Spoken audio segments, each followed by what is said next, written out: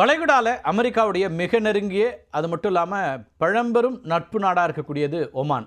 அந்த நாட்டை அலற விட்டுருக்கிறாரு அமெரிக்க அதிபர் டொனால்ட் ட்ரம்ப். ஹார்முஸ் நீரிணை பிரச்சனையில் ஈரானோட கைகோத்தா ஒமான் மேலே குண்டு மழை பொழியும் அப்படிங்கிறது தான் ட்ரம்ப் விடுத்திருக்கக்கூடிய பகிரங்கமான எச்சரிக்கை. சர்வதேச அளவில் இந்த எச்சரிக்கைங்கிறது ஒரு பூகம்பத்தை கிளப்பியிருக்குன்னே சொல்லணும். இது மட்டும் இல்லை, ஹார்முஸ் நீரிணை அமெரிக்காவுடைய பகுதி அப்படின்னு தன்னுடைய ட்ரூத் சோஷியல் தளத்திலையும் பதிவிட்டிருக்கிறாரு ட்ரம்ப். அமெரிக்காவுக்கும் ஒமானுக்கு இடையிலான அந்த அதிகாரப்பூர்வ உறவு இருக்கு இல்லையா, அது 1833ஆம் ஆண்டில் தொடங்குது. அந்த ஆண்டுடைய treaty of amity and commerce இது மூலமாக தான் அந்த உறவு தொடங்குது. அமெரிக்காவோட வணிக ஒப்பந்தம் செய்து கொண்ட வெகு சில அரபு நாடுகளில் ஒமான் தான் முதன்மையான நாடு.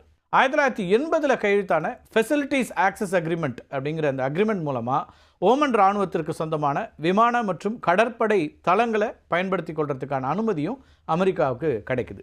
இந்த ஒப்பந்தத்தின் மூலமாக ஒமானுடைய போர்ட் ஆஃப் தும், அதேபோல் போர்ட் ஆஃப் சலாலா, அப்புறம் மசீரான்னு ஒரு விமானத்தளம், இதிலெல்லாம் அமெரிக்கா தன்னுடைய மிக பிரம்மாண்டமான விமானம் தாங்கி போர்க்கப்பல்களை நிறுத்தி வச்சிருக்கிறாங்க. இந்த போர்க்கப்பல்கள் மூலமாக ஈரானுக்கு மிரட்டலையும் விடுத்துட்டு இருக்குது அமெரிக்கா.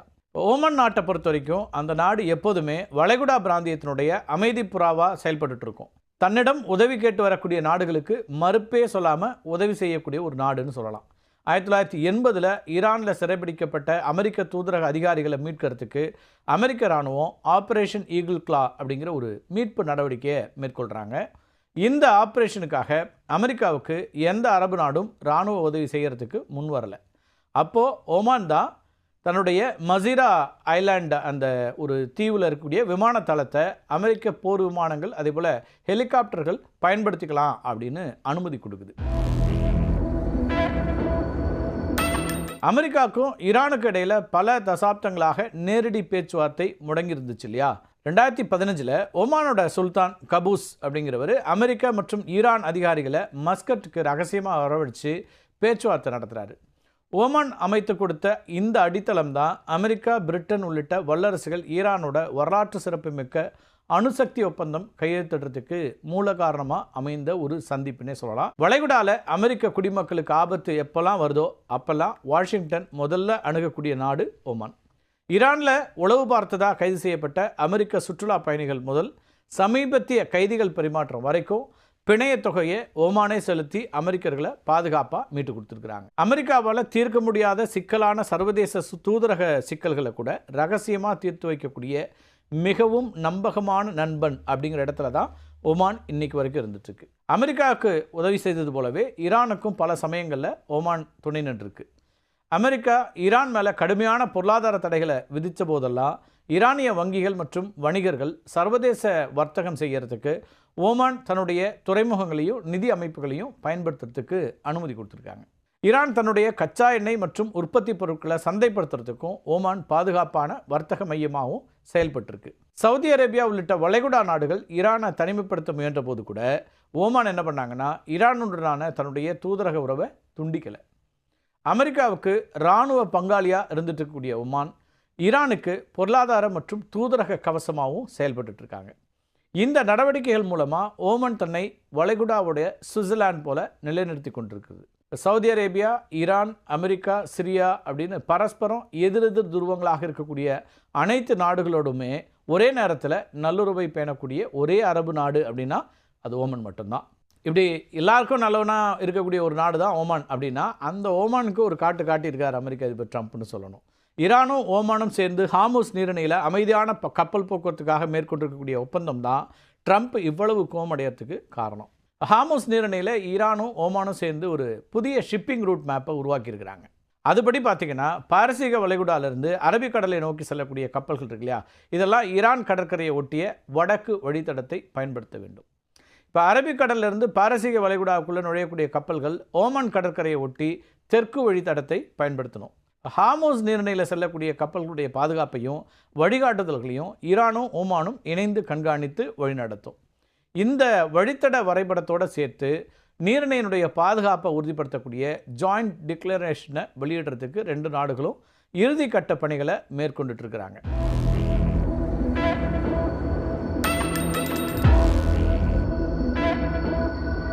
அமெரிக்கா ஓமனில் இருக்கக்கூடிய தும் அதே போல் மசீரா தளங்களை பயன்படுத்தக்கூடிய நிலையில் ஓமன் என்ன பண்ணுறாங்கன்னா ஈரானோட கைகோத்து இந்த ஒப்பந்தத்தை போட்டிருக்கிறாங்க. அதாவது அமெரிக்காவுக்கு இராணுவ இடம் கொடுத்து கொண்டே அமெரிக்காவோட எதிரியாக இருக்கக்கூடிய ஈரானோட ஒப்பந்தம் செய்து ஓமன். பொதுவாக இது போன்ற போர்க்காலங்களில் அல்லது சர்வதேச நெருக்கடிகளில் கப்பல்களுக்கு அதிக கட்டணம் வசூலிப்பாங்க.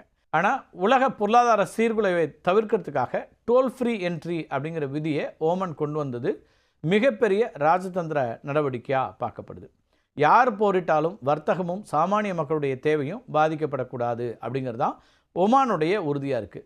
அமெரிக்கா ஒரு பக்கம் மிரட்டினாலும் இன்னொரு பக்கம் ஈரானோட பேசி உலகத்துக்கு தேவையான எண்ணெய் விநியோகம் தடைபடாமல் இருக்கிறதுக்கு ஓமான் இந்த ஒப்பந்தத்தை ஒரு கவசமாக பயன்படுத்துகிறாங்க. இந்த நிலையில தான் ஓமன் மேலே குண்டுவீச்சு விரட்டல் மட்டும் விடாமல் ஹார்முஸ் நீரிணை அமெரிக்காவுடைய பகுதி அப்படிங்கிற ஒரு அறிவிப்பையும் கொடுத்துருக்காரு ட்ரம்ப்.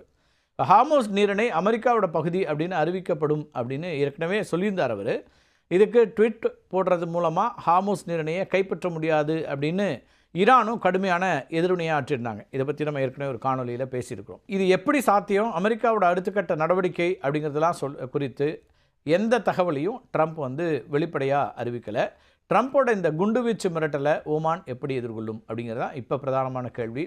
அதுபோல் ட்ரம்ப்போட இந்த பகிரங்க மிரட்டலை மிகவும் நிதானமாகவும் திட்டமிட்டும் ஓமான் எதிர்கொள்ளும் அப்படின்னு சொல்கிறாங்க அரசியல் ஆய்வாளர்கள்.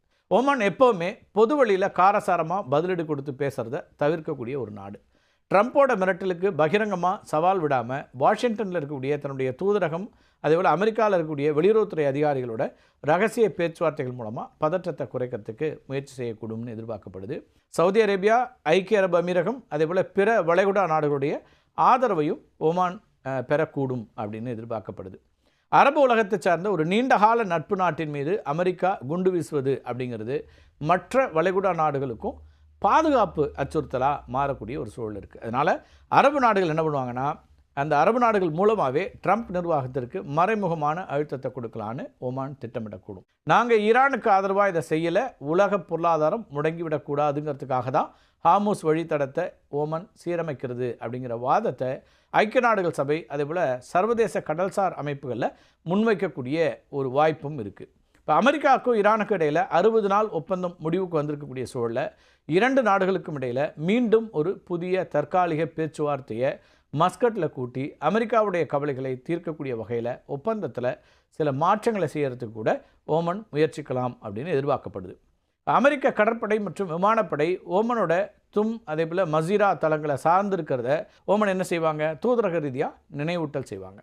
ஓமான் மேலே தாக்குதல் நடத்துறது அமெரிக்காவினுடைய மத்திய கிழக்கு இராணுவ கட்டமைப்பையே பாதிக்கும் அப்படிங்கிறதுனால இது வெறும் மிரட்டல் அப்படிங்கிறதோடு தான் இருக்கும், ஒரு அரசியல் ரெட்டாரிக் அப்படிங்கிறதா தான் இருக்கும்னு ஓமன் இப்போ வரைக்கும் நம்புகிறாங்க. ட்ரம்ப்போட அதிர்ச்சி தரக்கூடிய மிரட்டல்கள் மற்றும் அதை எதிர்கொள்ள அமெரிக்காவுடைய நட்பு நாடுகள் கையாளக்கூடிய ராஜதந்திர உத்திகள் அப்படிங்கிறது ஒன்றும் புதுசு இல்லை.